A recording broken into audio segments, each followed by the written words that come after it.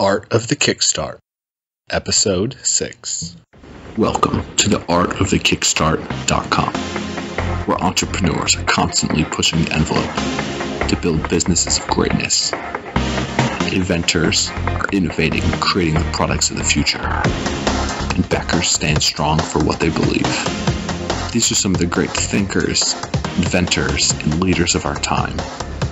Here are their stories. Hey guys, welcome to the Art of the Kickstart. Today I'm extremely excited to have Eric Jeffrey, founder of Massage Track, a company helping people through back, neck, and body pain, on today to share his story of invention and healing. So thanks so much for coming to the program today, Eric. Well, thanks for having me, Matt. So Eric, I like to kick these interviews off with a success quote, something to really motivate people. What drives you? Well, I don't know how motivational this is for other people, but for me, I try to focus on creating value, or making creating value the primary focus of my day every day. And I consciously want to create more value than I capture. I'll explain more later about where that comes from, but I feel like if I do those two things, everything else will take care of itself. Yeah, it's like the philosophy, if you give to people, then eventually it comes back around to you. It's like the Peter Drucker quote of giving value and getting it back. Yep, that's exactly it. I want to let karma do its thing for me. That's the way to live. That's the way to live. So, Eric, can you tell us a little bit more about your story? How did you get into entrepreneurship to begin with? Well, I started an online business 17 years ago during the .com boom.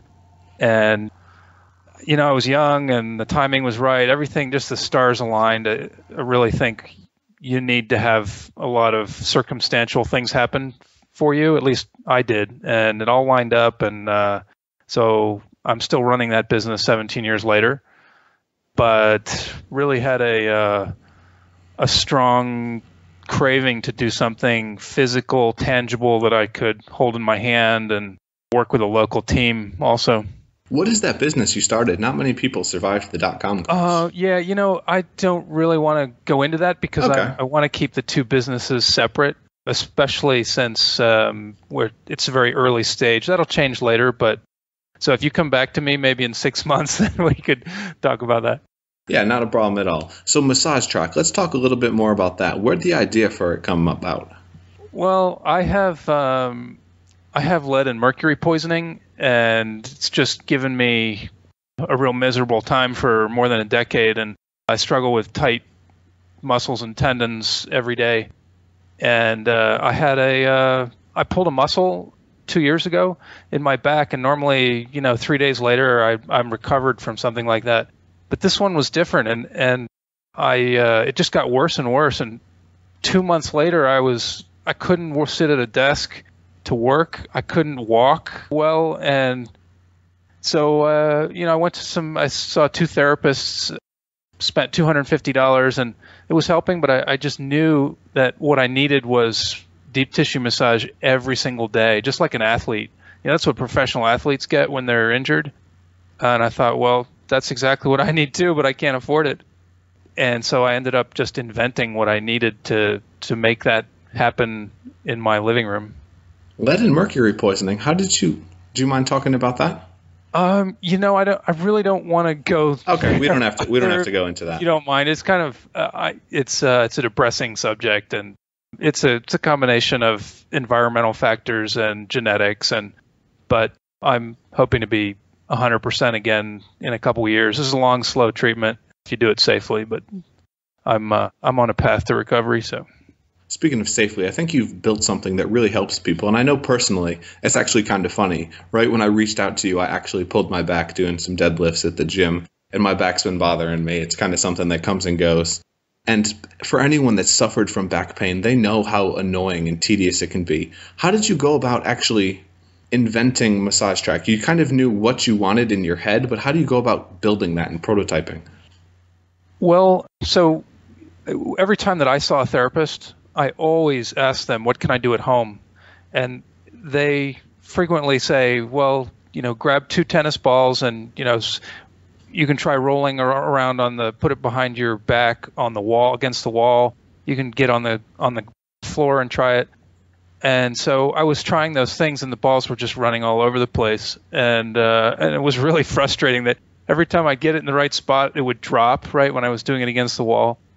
So I just, when I was on the floor and I got them in the right spot, I thought, wow, this is fantastic. This is like mind-blowingly good, but it's just way too awkward.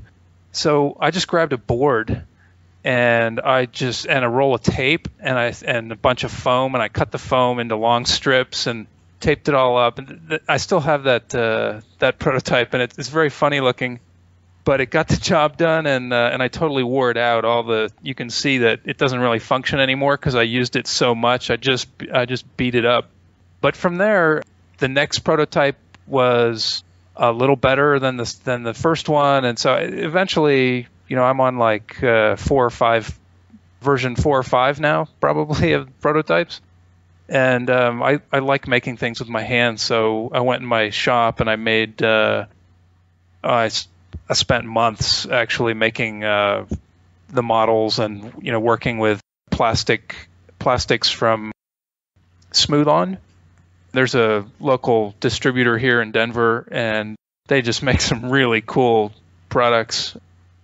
I think most people don't know that you can work with plastic in your garage, but for me, it was a very exciting process. So you're going through this, and you're a builder. You're good at making stuff. How are you going about actually testing to make sure it's something that other people will use? I left that for a very late stage. I went through many, many prototypes on my own because my body is just the perfect sandbox for testing. And I know, tendinitis is tendinitis no matter who has it. So I always knew that if it worked for me, it was going to work for other people. And so I just made it better and better and better for me.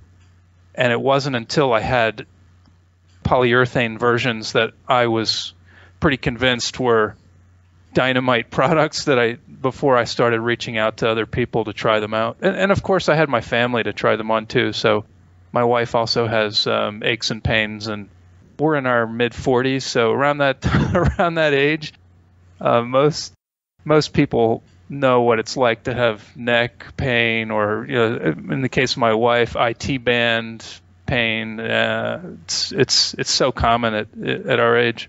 So you've done this. Did you have to actually get molds made to get the massage track built? Yeah, and I did that myself. So first you make a model, and then you build a box around it, and you pour silicone mold material around it, and then you end up with this rubbery mold, and then you pour the plastic into that. That's amazing. It's so inspirational. You've got this pain, something that's bothering you, and you just you'll basically go to the ends of the earth just to make it work, to help yourself and help other people. And that's kind of why we wanted to get you on the program, to share a real relatable story. People everywhere suffer from back pain. And next, I wanted to ask you, when did you know you were ready for Kickstarter, and why crowdfunding? I just was, from the very first time that I saw Kickstarter, I was just fascinated with it. It's a really beautiful phenomenon. I just love the concept of introducing a product that way. Very exciting to me. And at the same time, I thought that it would allow me to spend all of the money that I was going to put into this project, which ended up being about $20,000, which I took out of my retirement fund. And I thought that it would allow me to spend all that money on product development, on making the molds and so forth, and preparing to get to the Kickstarter stage, and then let Kickstarter take it from there, right? Let crowdfunding handle the rest. And I think overall it's a good strategy, although now I'm in the process of applying for a home equity loan, because it's kind of like a bridge loan. There's two things happening. One, I chose a 59-day Kickstarter period, but also there's a 2-week delay from the end of the project to the time when the money is deposited in your account. and I didn't want to lose all this time in the development phase. So it's probably not a brilliant idea to run out of money the day you start your Kickstarter campaign the way I planned it. So you've put a ton on the line for this campaign, and I don't usually go into this, but how do you deal with those internal doubts and fears that you have? You're putting 20 grand of your own cash, your retirement savings on the line, and your public face out there for this campaign. What's it mean to you to push this as an entrepreneur? Oh, that's a really deep question. And I think I could probably talk for 2 hours just about that. It's, there's there's waves of confidence and fear hit you over time. It's just a roller coaster every day, every week, month to month. It's, you're feeling on top of the world one day, and the next you think, this is this is going down in flames, and the next day you're back on top again, and that's how it is. You just I think I'm a risk taker, and I've kind of have this crazy belief that if you build something that's really world class, that everything will take care of itself and it will all work out. But there is also a lot of fear, and I have those panic attacks like any sane person would from time to time. I can totally understand. Your life's on the line with this. So you made a goal for your campaign of 38 grand. You're already to 32. How'd you go about determining what you needed for true success with Massage Track? Well, you're asking me all the right hard questions, and that's a hard question to answer for somebody who's run out of money, right? I have friends one friend who in particular who ran a successful Kickstarter campaign and didn't need the money. So he just that makes it easy to choose a goal, but we didn't have any money left. So it was really important to choose the right goal, and we chose a goal that was about $7,000 less than we actually needed. So if we if the project ends and we only raise $38,000, I need to get a loan for $7,000. I don't know exactly how or where I would do that, but I think it's a feasible thing to do, and so that's where we chose. We chose 38, thinking that any higher, and we felt that it might make people uncomfortable, that the project goal was too high and maybe demotivate some people. So we wanted it low enough for people to think, oh, he can do that, but also where we could make everything happen if we did raise that much. And how do you actually drive traffic to your campaign? How are you getting people there? What are you doing to hustle?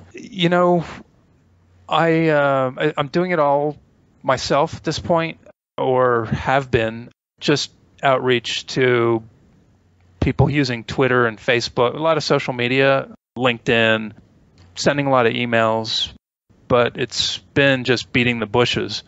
Decided to try out Bunzinger a few days ago, and hoping that'll give me a boost. We have a blast going out with them on Tuesday. What is that? I'm not familiar with it. It's like a glorified press release service. They help you write the release, and then they send it to their list of bloggers and media contacts. And now I want to jump into the launch round. Are you ready, Eric? Sure. Today's Art of the Kickstart podcast is brought to you guys by Audible.com.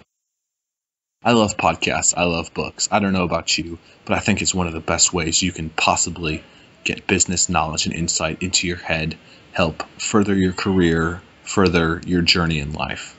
If you guys go to artofthekickstart.com/audible, you can get a 1-month free trial and download of any audiobook on audible.com. Over 100,000 titles. They've sure to got everything you're looking for. And really, what better way is there to take your business to the next level? Whether you're reading Steve Jobs, Guy Kawasaki, there's so many great options. Look at what the greats have done and learn from them. Here we go. Welcome to the launch round, where we take our guests through a series of rapid-fire questions geared towards unlocking the inner inventor and entrepreneur in all of us. Get ready to blast off and unlock your inner potential Let's do this. Eric, what does it mean to be an inventor? For me, that's just something that comes naturally. I love problem solving. I love creating things. I love to build things. So, it just and being an inventor is just marrying all those passions together. And it's funny because it's like the word inventor is not only is something that I love to do, but I would love to be known as an inventor also. It's just how I really like to self-identify that way. I can completely understand. And Eric, you said you were enamored with Kickstarter when you first saw it. Where do you see crowdfunding going in the future?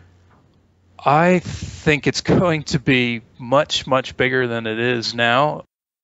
I think there's a bit of a craze now, but I think it's just going to get bigger and better. Someone remarked to me recently that I was lucky that I was early in the Kickstarter evolution, because it may become harder to succeed on Kickstarter, and that if you're a year or two from now, people who are working on their second or third campaign have a big advantage. And I think that may be true. That could happen.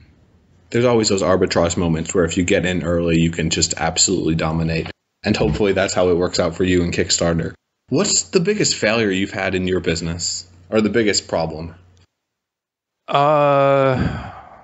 I think that with Massage Track, the biggest challenge is that the early adopters that are really passionate about it are it's a small niche of athletes and let's say athletes and physical therapists or trainers who are used to using lacrosse balls for therapy.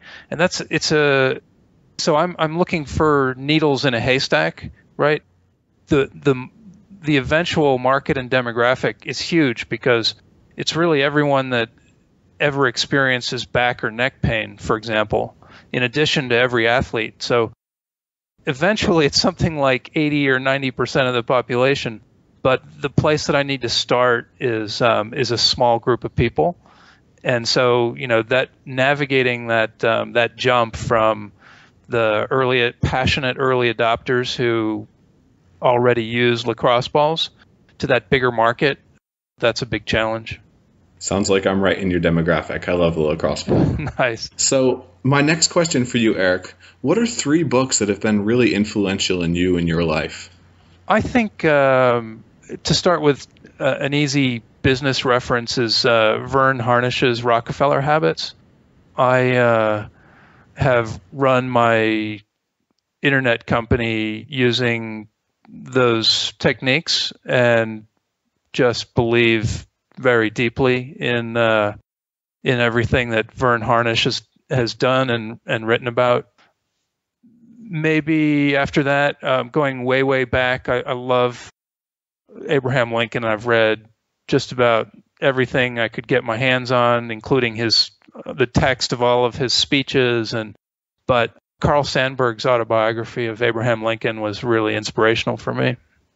And a third book, I can't think of anything offhand, although I read constantly, and I have shelves and shelves and shelves of books that I have a hard time letting go because I think, I might want my kids to read them, but probably shouldn't hang on to that thought too much.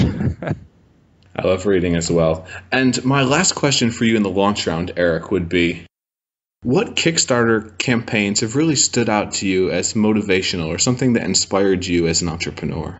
I spent probably 6 months watching at least a handful every day, and I've kept track. I kept a really well-documented list on blog posts that I wrote about, I think it's titled, Should You Dance in Your Kickstarter Video? So I have a very, very long list. Just offhand, maybe the TGT wallet campaign I absolutely love. I guess it might be pronounced tight wallet. But there's so many others. And I constantly refer back to that blog post to look up one of those old campaigns. The Kickstarter campaign is another nice one that I've looked at a lot. The personality of the creators is really important to me, and so I tend to look for those ones where the creators had put a lot of personality into their project, both graphically and personally in their videos and the updates. So I'm always going back to this blog post thinking, oh yeah, I need to see what how Kickstarter did their updates, their week 1 update, how did the tight wallet do it, and so forth. We'll definitely put links into the blog post for people to check that out. It sounds like a great resource. How are you putting your own personality into your campaign?